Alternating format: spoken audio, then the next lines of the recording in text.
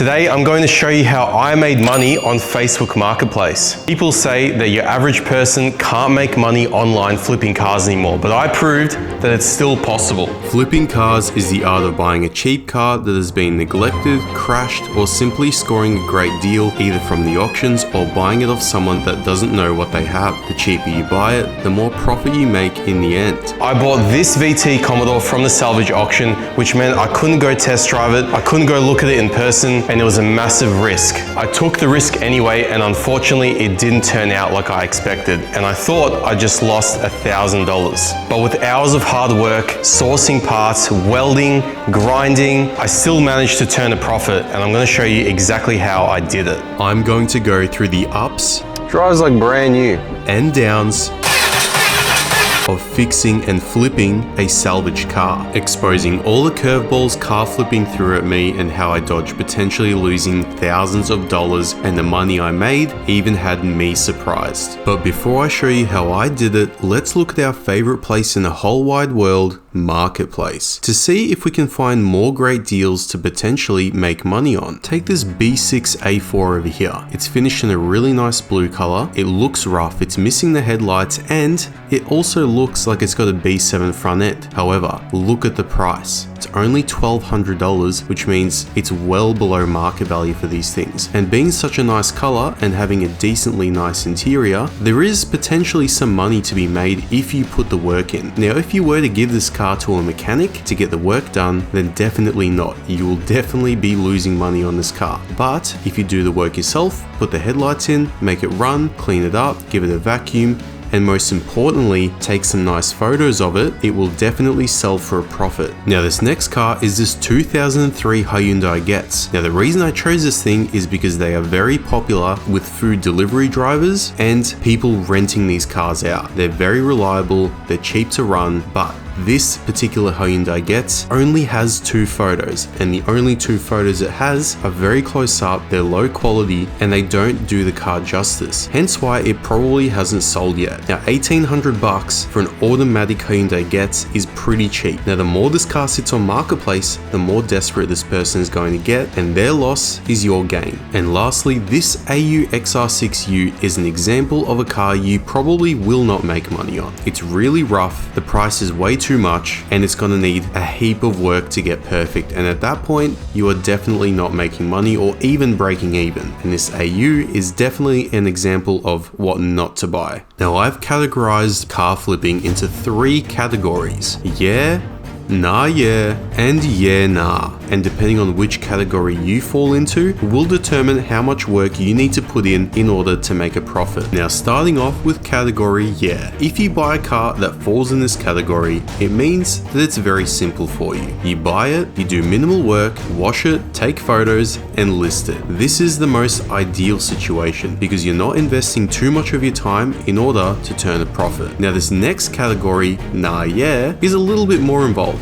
You buy it, you do some maintenance items, service it, do a little bit more cleaning, maybe replace a couple of cosmetic panels, bit of touch-up paint, but in the end, you still turn a profit, you're just using more of your time and energy. Now, the last section is shambles, and this is what I fell into, the yeah nah category. You buy it, you realize that you fucked up, and you put way too much time and effort into fixing a car that wasn't worth it, but because you did the work, you put in the effort, it's still possible to make money. Now, this is the most extreme end of the scale, and I hope none of you fall into it. This is what I had to go through. So when I first bought this Commodore, I originally thought that I was completely fucked. After I got it home and I inspected the car, I thought I was going to lose $1,000 very, very easily. Buying the car was $950, but after auction taxes and actually getting the car home, I was in it for about $1,200 to $1,300, which for a basically written off VT Commodore is definitely a lot of money. So I was dealt the very, very short end of the stick with this car, but I still managed to turn a profit, and I'm glad I did it because it was a massive learning experience, and now I know know what not to do when buying cars from the auctions. So when you're first buying a crash damaged car, you want to bring it back, get your mind settled, and then start taking it apart to see what you're really working with. And that's exactly what I did. I brought it back to my shop, I put it up on the hoist, and I started taking it apart to see what I was working with. Because you can't start buying parts and ordering parts before you know how bad the damage is. And in my case, it was very, very bad.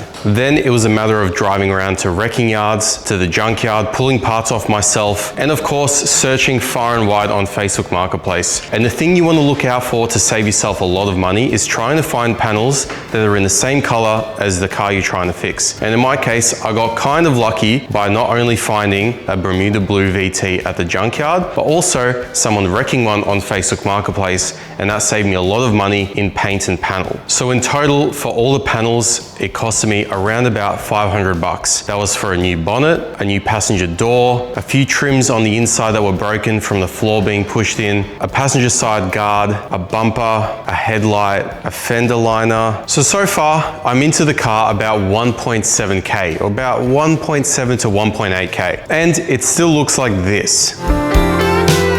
So basically, all I had at this point was a completely ruined shell of a car and a bunch of parts which I couldn't bolt onto the car because it wasn't structurally straight, if you want to put it like that. Now, the one thing you have to consider when you're working with a very, very tight budget like mine is that you can't spend money on labor at all. Or if you absolutely have to, a very, very little amount. And because I basically scammed myself on the car buying something that was worse than it appeared in the photos, I had to improvise. And of course, my mate Shane really helped out with a lot of the structural work. And without him, I definitely would not have made money on the car. But if I absolutely had to, I would have learned the skills myself. Otherwise, I would have lost money, and that's not the point of this video. This video doesn't really apply to businesses as time equals money.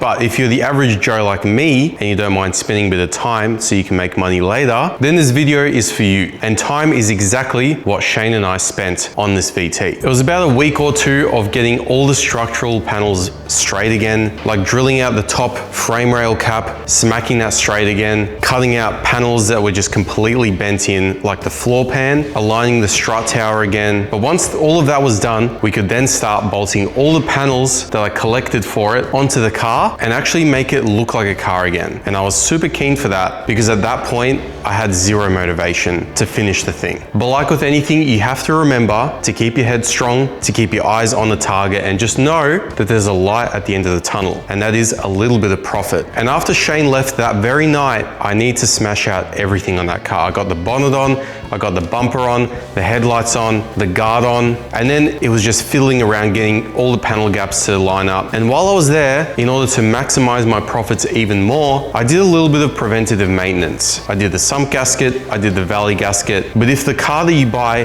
doesn't need it, well then it's extra time and money you don't need to spend on it, and you can earn that later on. But I wanted to make sure that the car I was selling wasn't a complete shit box, and so that's what I did, because the person that's buying the car from you has to have trust in you. If I was buying a car that had been rebuilt, I'd hope to God that that person made sure that it was done properly and to the best of their abilities. So after I bought all those gaskets and did all the work, I was into the car for just under $2,000. That included an oil change and, like I said before, a couple of preventative maintenance items. So far, I was into the car for $2,000. And in just a couple of short weeks, I managed to transform the car from looking like this to this.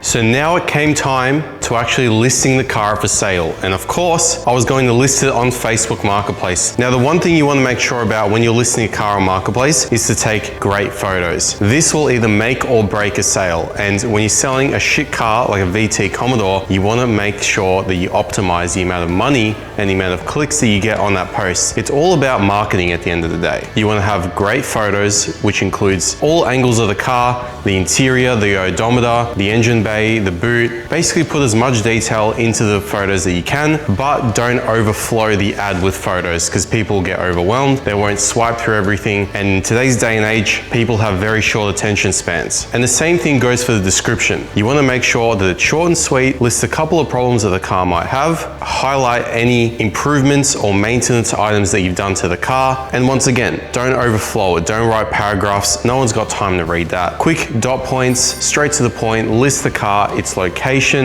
and be done with it. And now it's just a matter of waiting. And of course, because it's Facebook Marketplace, you're gonna have a lot of time wasters, but eventually that one person that's serious is gonna come along and they're gonna buy your car for asking price, or hopefully very close to. And that's exactly what happened to me. Now, pricing my Commodore was a little bit tricky because it was only an executive. I didn't really have a lot of room to make profit on. Now, as you can see here, this 99 Holden Calais is listed for $9,000 simply because it's more desirable than my car. It's factory L67 and it's a Calais. It's only got 150,000 kilometers, so it's fair enough that this person is asking $9,000. Now, this VT Commodore has been for sale for a lot longer than mine was. I managed to list mine up and sell it all while this thing is still up for sale. Now, I'm not too sure why this thing has been for sale for so long, but I'd like to think that this thing is in a lot worse condition than my VT was, and it's priced accordingly at only $2,000. It's got a lot more Ks than mine as well. Now, this description isn't too bad. It does list a lot of the problems that the car has, more so than the good stuff, which is not necessarily a good thing, because you ideally want to be discussing this stuff in person, because if the person really wants the car while they're looking at it, they can negotiate in person accordingly to the problems that it has. When you list too much stuff that's wrong with the car in a description, it deters people from even messaging you. Now, given this information, I had to price my car in a sort of in-between. It's an executive, but at the same time, it was in really good nick, but not perfect. Now, this is how I structured my ad. This is the first photo. You can see the car clear as day. I washed it before this as well. I gave it a quick vacuum and a wipe down. And before I show you the photos, this is what I wrote in the description. It has low kilometers, the engine and transmission are mint, which they were, and I replaced a lot of suspension parts and engine components too. Now, if you have a serious buyer, they will message you and ask you. If they're not serious, well, then they simply won't ask you, and that's ideal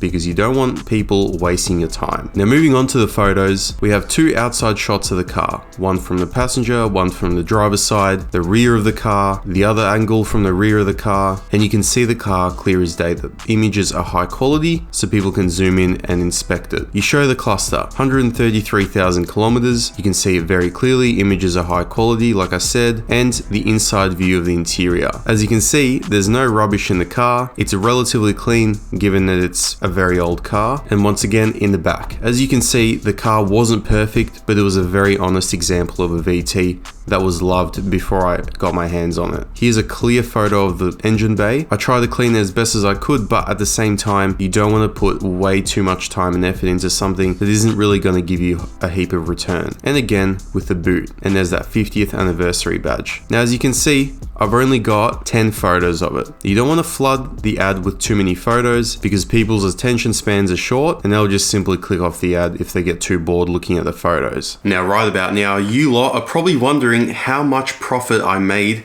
off that VT Commodore. Well, let me tell you, it's less than you guys are expecting. But considering the circumstances, considering how much I got screwed over on this car, buying it from the auctions and discovering all that hidden damage on it, you guys ready? I made $1,000 profit. Now, looking at the damage, seeing all the effort I went to, buying all the parts, driving around, this and that, it doesn't look like I made $1,000. It looks like I lost $10,000. And to be honest, I was very surprised that I made any money on the car at all. Now, obviously, YouTube is my job, so I did make money off the videos, but we're not counting that. All in all, I profited from the videos and also selling the car. So I was into the car about $2,000 and I sold it for $3,000.